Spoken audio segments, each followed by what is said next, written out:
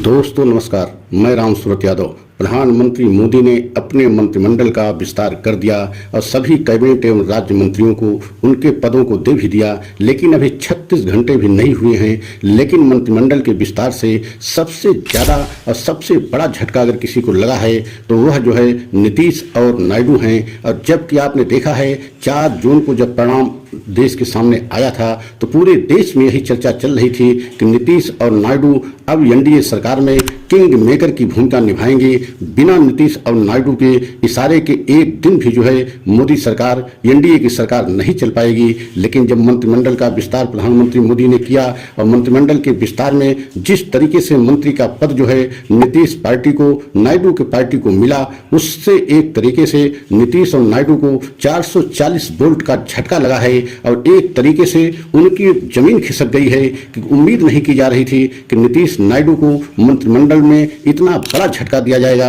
मतलब कोई भी अहम जो है पद या कोई मंत्रालय नहीं दिया गया, जबकि नीतीश की पार्टी रेल या गृह मंत्रालय, वित्त मंत्रालय, ये सारे महत्वपूर्ण पद मांग रहे थे, लेकिन एक भी महत्वपूर्ण मंत्रालय नहीं दिया गया। और वहीं जबकि बीजेपी से जो जीत करके बिहार से आए हैं उनको बड़े से बड़ा मंत्रालय दिया गया।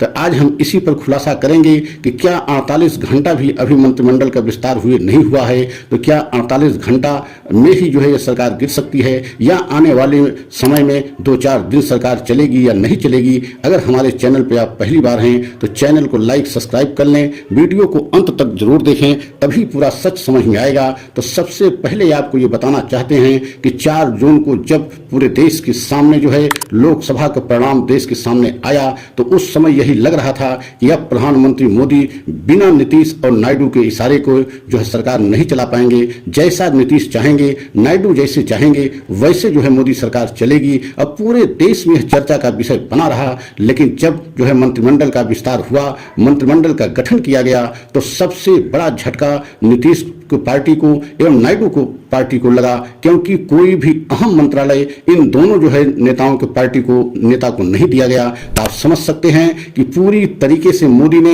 अपने हिसाब से मंत्रिमंडल का गठन किया और अपने ही पार्टी के बड़े बड़े चेहरों को, जो पहले मंत्री पद जो है बड़े बड़े मंत्रालय संभाल रहे थे उन्हीं को दिया गया। वह चाहे गृह मंत्रालय हो, अमित शाह को मिला, रक्षा मंत्री है जो है राजनाथ पहले भी थे वही हैं, और आपने देखा विदेश मंत्री जयशंकर जी हैं जो पहले भी थे। तो आप समझ सकते हैं कि कोई भी ऐसा अहम मंत्रालय जो है न तो नायडू की पार्टी को दिया गया और न नीतीश की पार्टी को दिया गया। यहां तक कि जो बिहार से बीजेपी के जो है सांसद चुन करके आए हैं उनको बड़े से बड़ा पद जो है दिया गया। अश्विनी वैष्णव को रेल मंत्री एवं सूचना प्रसारण मंत्री, मतलब 2 अहम मंत्रालय एक ही जो है सांसद को जो बीजेपी के कोटे से हैं। तो आप समझ सकते हैं कि किस तरीके से मोदी ने नीतीश को और नायडू को बहुत बड़ा झटका दिया है। अब एक तरीके से संदेश भी दिया है कि अगर आपको हमारे एनडीए गठबंधन में रहना है तो जो हम चाहेंगे उसी तरीके से आपको रहना है। आपके मनमानी के हिसाब से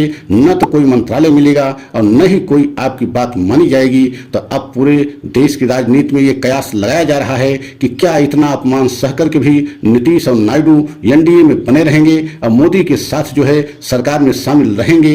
इस तरीके की अब चर्चाएं चल रही हैं कि 48 घंटे भी अभी मंत्रिमंडल का गठन हुए नहीं हुआ और इतना बड़ा झटका जो है दोनों बड़े नेताओं को एक तरीके से मोदी सरकार के द्वारा दिया गया। तो आप समझ सकते हैं उधर इंडिया गठबंधन पूरी तरीके से ये कह चुका है कि हम विपक्ष की अपनी भूमिका में जो है अपना जो हमारी जिम्मेदारी है हम उसे निभाने के लिए तैयार हैं। लेकिन हम ये देखना भी चाहते हैं कि एनडीए सरकार तीसरी बार कैसे चलाएंगे, क्योंकि अगर मनमानी तरीके से प्रधानमंत्री मोदी ने चलाएंगे तो पूरी तरीके से एनडीए टूटने की कगार पर है। और जिस तरीके से मंत्रिमंडल का विस्तार हुआ उससे तो अब ऐसा आभास होने लगा है कि नीतीश कुमार और चंद्रबाबू नायडू आने वाले समय में बहुत जल्द बड़ा फैसला ले सकते हैं, क्योंकि जितना बड़ा उनको अपमान किया गया ये उम्मीद नहीं थी। क्योंकि रेल मंत्रालय की उम्मीद लग रही थी कि नीतीश कुमार की पार्टी को मिलेगा और गृह मंत्रालय या रक्षा मंत्रालय हो सकता है कि जो है नायडू की पार्टी को मिल जाए या उनके सांसद को ये पद दिया जाए, लेकिन ऐसा नहीं हुआ।